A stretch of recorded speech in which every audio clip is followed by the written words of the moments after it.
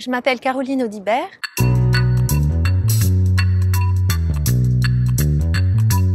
Je vous présente mon premier roman, Né de la nuit. C'est un roman dans lequel j'ai voulu donner la parole à un loup que j'ai rencontré au cours de mon adolescence. Et j'ai voulu donc explorer le point de vue animal, le point de vue du loup lui-même.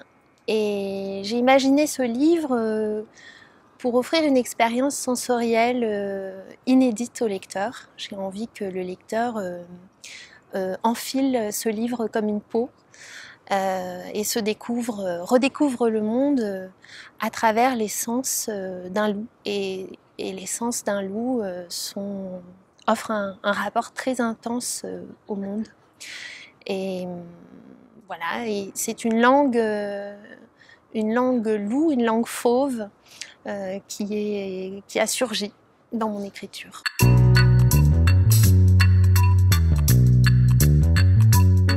Mes mondes sauvages, c'est partout où je me sens comme Walt Whitman dans Song of Myself disait je suis large, je suis vaste, I am large, je suis vaste et je contiens des multitudes en fait.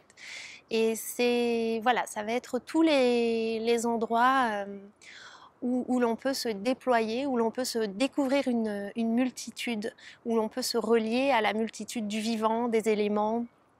Donc évidemment, j'ai des paysages de cœur, des paysages sauvages de cœur, à commencer par le refuge de haute montagne où j'ai passé 30 étés de ma vie, où c'est un monde merveilleux de lacs, de cascades, et c'est un monde qui est proche du ciel. La montagne est sans arbre, elle est nue, et donc les éléments ont beaucoup de puissance. Et c'est vrai que c'est un rapport à l'intensité qui s'est développé chez moi dans cet univers-là, dans ces paysages-là de l'enfance que je recherche dans tous les mondes sauvages que je découvre, qui peuvent aller des forêts de mélèzes alpines à la mer, à la haute mer en navigation. Voilà, c'est partout où l'on se sent plus intense et où l'imagination se déploie.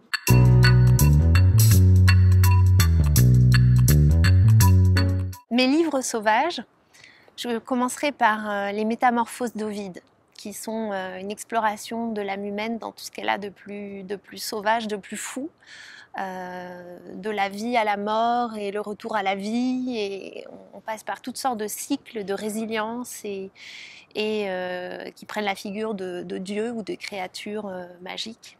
Et ça, c'est vraiment, on s'approche vraiment du sauvage.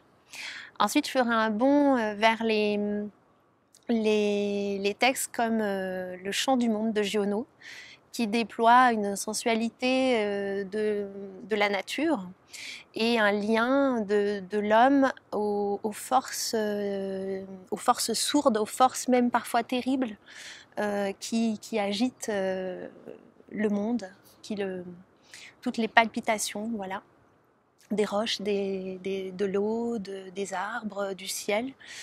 Et puis en philosophe sauvage, je parlerai de Nietzsche, c'est vraiment le philosophe du corps, celui qui renverse les valeurs, celui qui philosophe à coups de marteau et celui qui a cette audace de la pensée, d'aphorisme, la pensée comme un éclair, qui frappe comme un éclair. Et en poésie, j'aimerais citer John Keats avec ce recueil merveilleux, Non seul dans la splendeur.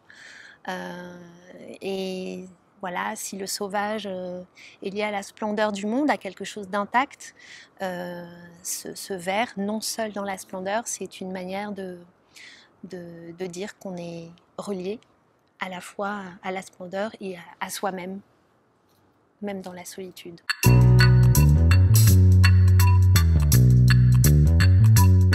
Ma musique sauvage, je vais vous parler de la musique qui m'a accompagnée pendant l'écriture de mon roman, Né de la nuit. Et ça sera la musique des Alpes, la musique des montagnes, de la nature elle-même. Et c'est un mélange très subtil de vent qui souffle sur la montagne, de torrents, de chants d'oiseaux, éventuellement de cris de chevreuils. Il y a des infinies perceptions voilà, qui séduisent l'âme, qui la mettent en relation avec la totalité du vivant. Pour moi, la musique sauvage, c'est ça, elle émerge de la nature elle-même.